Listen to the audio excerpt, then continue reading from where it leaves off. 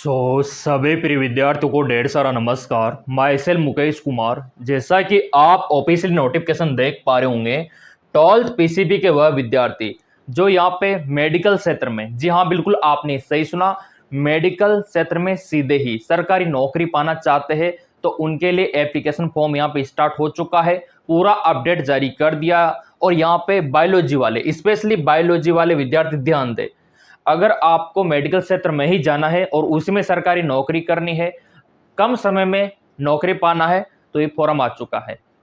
सरकार काफ़ी ज़्यादा वेतन आपको देगी। सरकार आपको डीए एचआरए टीए मतलब जो आपका अलाउंसेज होता है, मेडिकल बेनिफिट होता है, वो सारा सरकार आपको देगी। बड़ी खुशी की बात है कि ऑल इंडिया के, क्योंकि आपको पता है कि सेंट्रल लेवल का वैकेंसी है तो वेतन तो अच्छा खासा सरकार आपको देगी सही, साथ में रेपुटेशन भी देगी, इज्जत शोहरत भी देगी। तो आपको फॉर्म फिलअप कर देना चाहिए 12th पीसीबी वालों।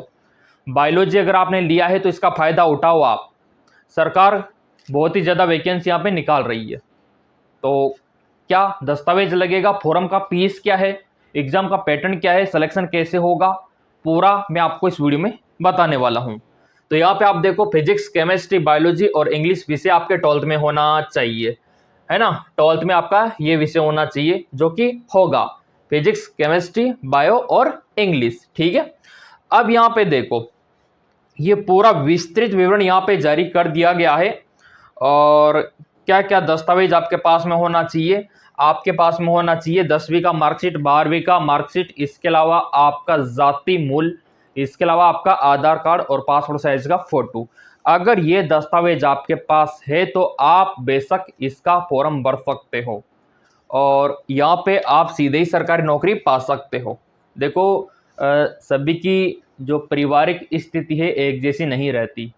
हो सकता है कि आपकी कंडीशन अच्छी हो तो आप इतना रुचि नहीं ले रहे हो, लेकिन जिनका कंडीशन खराब है वो चाहते हैं मेडिकल क्षेत्र में सीधे ही सरकारी नौकरी, तो इससे अच्छा ऑप्शन और क्या ही मिलेगा आपको।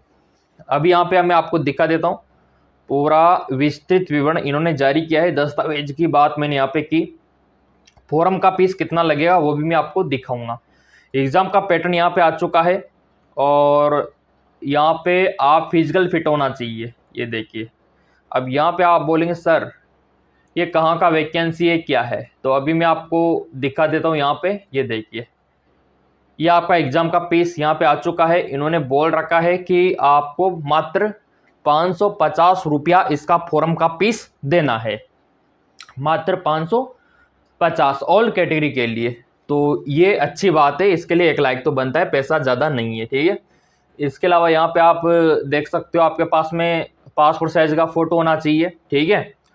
हाँ, पासपोर्ट साइज़ का फ़ोटो होना चाहिए और इस साइज़ का होना चाहिए। यहाँ पे आप देख सकते हो 100 से 200 के भी, ये साइज़ आप लोगों के लिए रखा गया है, ठीक है।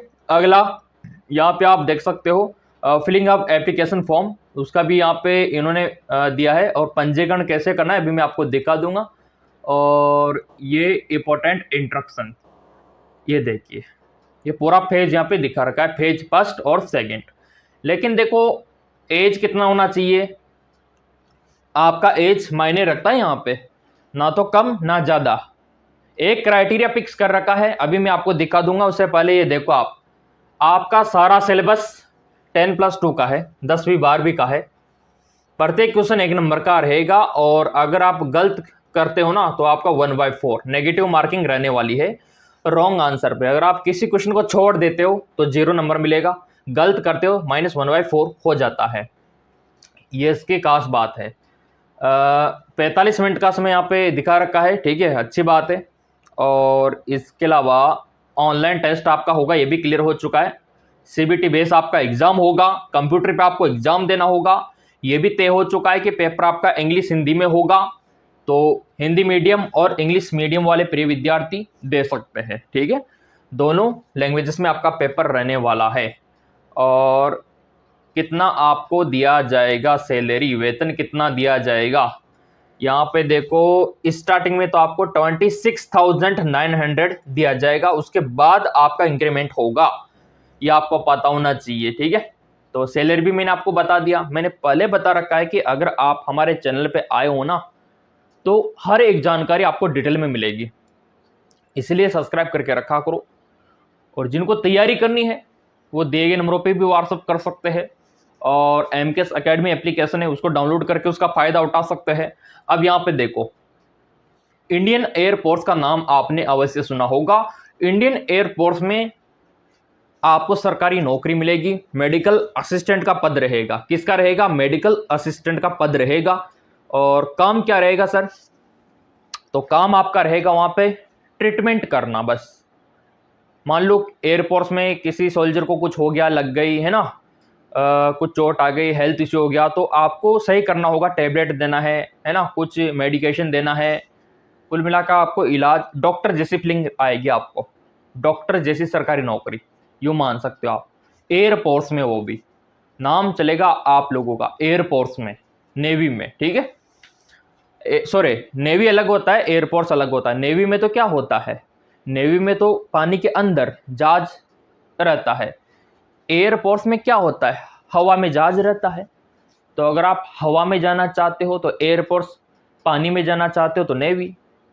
तो नेवी से भी भर्तियां निकलती है, मैंने आपको अभी बताया था, 2 महीने पहले भी निकली थी नेवी में, और ये एयरफोर्स में निकली है। हर जगह मेडिकल असिस्टेंट का भर्ती निकलता है जहां पे 12th पीसीबी, 12th बायो के विद्यार्थी फॉर्म डाल सकते हैं। ये यहाँ पे तय हो चुका है। डेट यहाँ पे देखो, आप ऑनलाइन पंजीकरण कब कर सकते हो? तो आप यहाँ पे ऑनलाइन पंजीकरण कर सकते हो 6 जुलाई से आपका 26 जुलाई। जी हाँ, बिल्कुल आपने सही सुना, 6 जुलाई से आपका 26 जुलाई, ये आपका डेट रहने वाला है।